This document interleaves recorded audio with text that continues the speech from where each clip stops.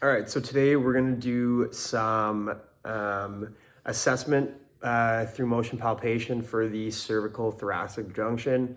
And then we're going to set up an adjustment to kind of mimic how we would manipulate if we had found some sort of rotational or lateral flexion finding with our assessment here.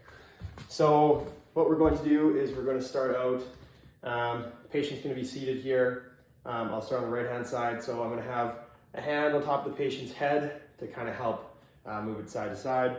So I'm going to start there, and I will start with a thumb contact on C6, C7. So I'll start C6 here and then rotating down, feeling for that spinous to move. Once we've gotten to that kind of end range rotation, I can overpressure. Same thing for lateral flexion on that same spot, down, overpressure.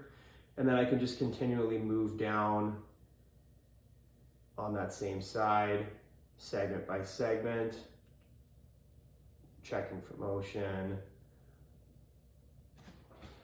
Once I've finished that, I can move to the opposite side, get the same thing again with thumb contact, rotating, and laterally flexing, rotating, and laterally flexing, rotating, laterally flexing.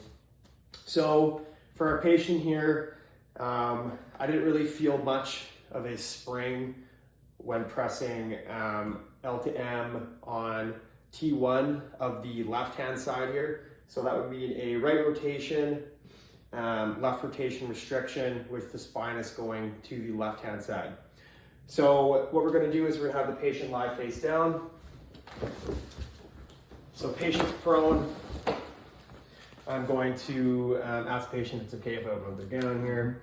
I'm going to take a thumb contact again with my body in a nice low fencer stance with my lead knee up near about the patient's head or ear level. I'm going to find my segment. I'm going to kind of cup the traps and press them forward and down while bringing my thumb onto that contact. From there, I'm going to use my indifferent hand and I'm going to be cupping the occiput, and I'm going to be bringing it into more of a lateral flexion position.